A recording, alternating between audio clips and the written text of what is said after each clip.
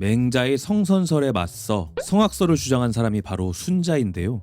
영상 만들기 전에 순자를 한번 검색해봤어요. 그랬더니 나는 솔로의 순자가 제일 먼저 나오더라고요. 보통 공자왈, 맹자왈이 한 세트인데 순자왈은 없죠. 인지도가 낮아요. 사실 순자로 말할 것 같으면 공자와 맹자는 비교할 수 없을 정도로 살아생전에 성공한 대학자였어요. 거기에 후학도 빵빵합니다. 법가를 집대성한 한비자, 그 동문 통수치고 진시황의 통일을 도운 이사가 바로 순자의 제자들입니다. 이번 영상에서는 우선 성악설 얘기를 먼저 하고요. 이렇게 대단했던 양반이 이류로 밀린 까닭도 알아보겠습니다. 순자 얘기부터 먼저 들어볼게요. 사람은 날 때부터 질투하고 증오하는 마음과 감각적 욕망을 가지고 있다. 이런 본성을 그대로 따르게 되면 남을 해치게 되고 성실과 신의, 예의와 규범이 없어진다. 뭐랄까요, 참 좋은 말씀이죠. 지난 편에서 맹자가 성선설을 주장한 것도 분명 이유가 있다고 했죠. 순자의 성악설도 역시 이유가 있습니다. 바로 교육의 강조입니다. 순자의 교육관은 적극적이고 촘촘한 교육관입니다. 제대로 된 인간 하나 만들려면 가족, 마을, 사회까지 나서야 한다는 것입니다. 좋은 친구 사귀어야 하고 좋은 스승을 찾아 섬겨야 사람 된다는데 이런 개인적인 노력을 강조하는 데에서 그치지 않습니다. 지배자가 제대로 된 역할을 하는 유능한 정부를 만들어야 사람이 된다는 것이죠. 한술 더 떠.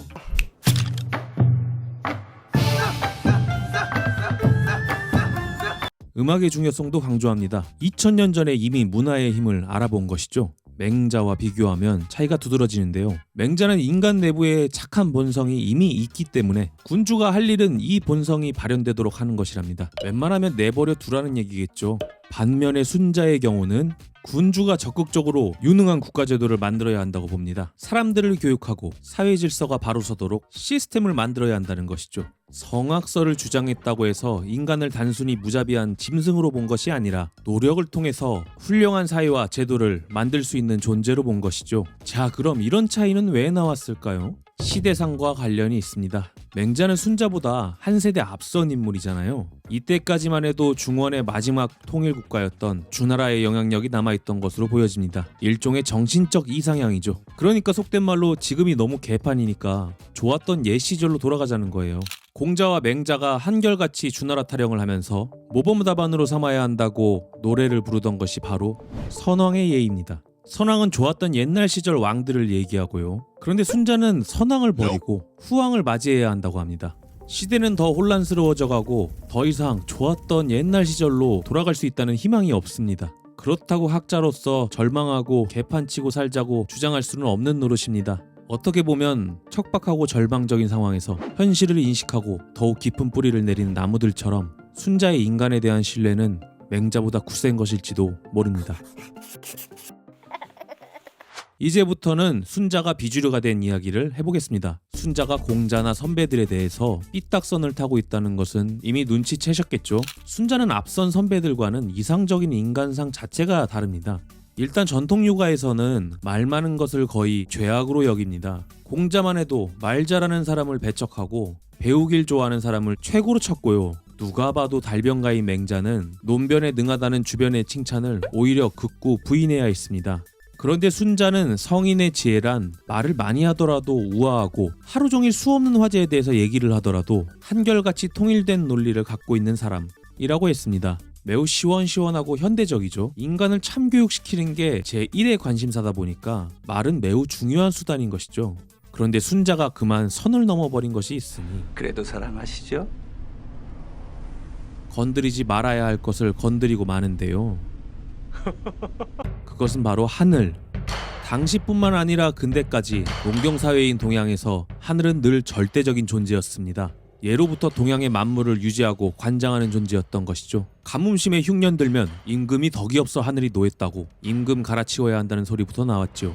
그 영향인지 아직까지도 무슨 일만 있으면 어르신들 하늘도 무심하시지 소리가 절로 나옵니다. 그런데 순자는 하늘은 별 뜻이 없다고 합니다. 별이 떨어지면 사람들은 모두 두려워하며 이게 무슨 일인가 한다. 괴상한 일이지만 두려워할 필요는 없다. 그냥 천지와 음양의 조화일 뿐이다. 그러니까 지혜로운 사람은 위기가 닥쳤을 때 하늘을 바라보는 것이 아니라 땅 위에서 스스로 할 일을 찾는다는 것입니다. 당장 지금으로 이 사람을 데려와도 정말로 현실적이고 냉철한 사람이라고 할 수 있겠죠. 그런데 이게 1000년도 더 뒤 후배 유학자들에게 문제가 됩니다. 진시황이 중원을 통일한 이후 1000년이 넘도록 중국 땅에서는 유교가 인기가 없었는데요. 그 사이 노자와 장자의 도가가 도교로 변해 퍼져나갔고 인도에서 들어온 불교가 민중들에게 뿌리를 내렸습니다. 그러다가 유학이 다시 부활한 것이 송나라 1100년경이었습니다.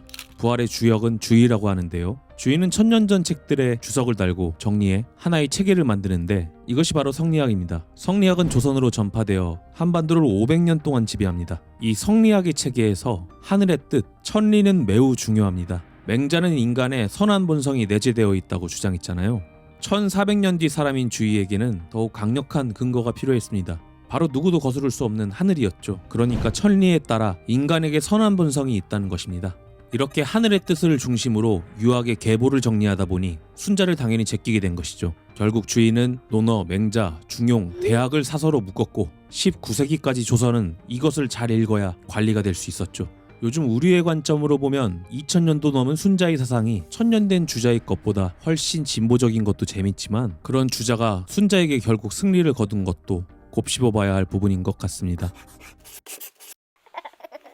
두 편에 걸쳐 인간 본성에 대한 이야기를 해봤습니다. 잠깐 현대적인 관점에서 볼게요. 인간의 본성을 찾는 문제는 참과 거짓을 판단할 수 있는 사실 판단의 영역입니다. 그런데 좋은가 나쁜가, 선악이라는 개념 자체가 참과 거짓의 문제가 아니라 가치 판단의 문제이죠. 그러니까 인간의 본성이 선한가 악한가 라는 문장 자체는 사실 판단의 문제를 가치 판단의 문제로 바꾼 전형적인 오류입니다. 스마트폰을 쓰고 살아가는 현생 인류에게는 인간의 본성이 선한지 악한지는 더 이상 큰 의미가 없는 문제라는 것이죠. 그것보다 더 중요한 것은 어떤 시대와 환경 속에서 그런 주장이 나왔고 그 주장이 어떤 영향을 줬는지 그 행간과 맥락을 읽는 것입니다. 이번 편 정리하면서 중고등학교 때 윤리 시간이 생각났어요.